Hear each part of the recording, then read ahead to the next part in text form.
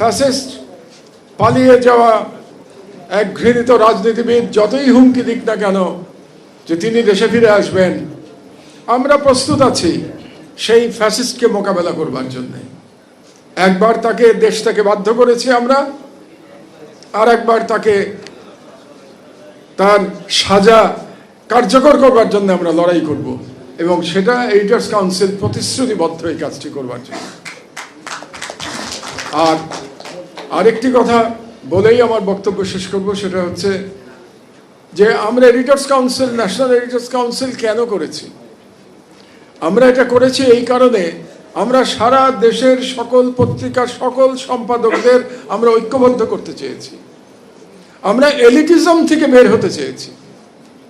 আমরা দেখেছি এর আগে যে এডিটরদের নামে একটা এলিটিস্টদের একটা নিয়ন্ত্রণ দেখেছি আমরা গত 55 বছর ধরে। আমরা সেখান থেকে বেরিয়ে আসতে চেয়েছি। প্রধান অতিথি নিশ্চয়ই খেয়াল করেছেন যে আজকের প্রথম বক্তা যিনি ছিলেন তিনি সিলেটের একজন সম্পাদক, তিনি বাইরের সম্পাদক, এবং শুধু ঢাকা শহরের সম্পাদকরা এই প্রতিষ্ঠানে, এই সংগঠনের মধ্যে নেই। এটা একটা উদ্দেশ্য। আর দ্বিতীয় আর একটা উদ্দেশ্য হচ্ছে ন্যাশনাল এডিটর্স কাউন্সিল করবার, সেটা হলো যে আবার কোনো ফ্যাসিবাদ যাতে গড়ে উঠতে না পারে সেই জন্য জাতিকে সার্বক্ষণিকভাবে সজাগ রাখা, এটা আমাদের গোল, আমাদের ন্যাশনাল এডিটর্স কাউন্সিলের গোল। একটু আগে আমাদের শহীদ পরিবার থেকেও বলেছেন যে ফ্যাসিবাদের যে উত্থান হয়েছিল তার পেছনে মিডিয়ারও ভূমিকা ছিল। মিডিয়ার তোষামোদির কারণেই ফ্যাসিবাদ এতটা ভয়ঙ্কর হয়ে উঠতে পেরেছিল। 12 ঘন্টার সুপার অ্যাবজর্পশন পাওয়ার এবং লিকেজ ফ্রি ফিচার নিয়ে এলো কিডস্টার ডায়াপার। আলমগীর ভাই আমার অত্যন্ত সুহৃদ, আমার স্বজন। আমরা একসাথে জেলে ছিলাম, অনেক কাহিনী, অনেক স্মৃতি আমাদের। আজকে যারা সংবাদপত্রের স্বাধীনতার কথা বলেন, তারা আমাকে যখন জঙ্গিবাদের মামলা দেওয়া হয়েছে তারা কোনো কথা বলেন নাই।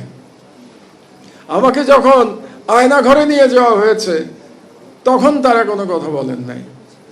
এবং আয়নাঘর দুটো আছে, আপনারা হয়তো জানেন, একটা র্যাবের আয়নাঘর এবং আর একটা ডিজিএফআই এর আয়নাঘর।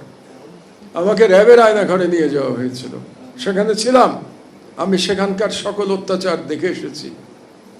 এবং আপনারা জেনে আনন্দিত হবেন যে আমার যে জেল জীবনের উপরে যে বইটা, জেল থেকে জেলে, এই বইটাকে আইসিটি আদালতে ব্যবহার করা হচ্ছে, এই বইটা একটা এক্সিবিট হিসেবে।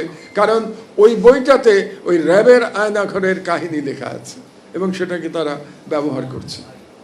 তো যে কথাটি আমি বলতে চাচ্ছিলাম যে আমাদের ন্যাশনাল এডিটর্স কাউন্সিল তৈরি করবার এটাই উদ্দেশ্য ছিল। এবং আমাদের কারো কোনো ব্যক্তিগত কোনো উচ্চাকাঙ্ক্ষা নাই।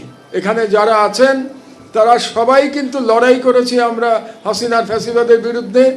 আমরা লড়াই করেছি ১/১১ মঈনুদ্দিন ফখরুদ্দিনের সরকারের বিরুদ্ধে। আবার এই সরকার যখন ক্ষমতায় এসছে আমরা ক্ষমতার ভাগিদার হওয়ার কোনো রকম প্রচেষ্টা করি নাই। কারণ ক্ষমতার ভাগিদার হওয়াটা সংবাদ মাধ্যমের উচিত না বলে আমি অন্তত মনে করি।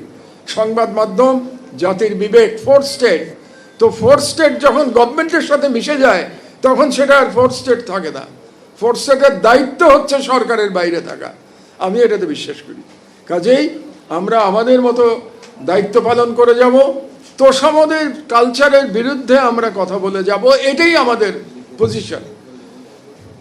আলমগীর ভাই বলছিলেন আমাদের জাতির সমস্যার কথা। একটি সমস্যা আমার মনে হয়, আমরা জাতি হিসাবে তোষামত পছন্দ করি এবং তোষামত করতে পছন্দ করি।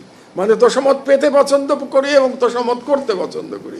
এক অদ্ভুত আমাদের ন্যাশনাল ক্যারেক্টার। এখান থেকে বেরিয়ে আসতে হবে।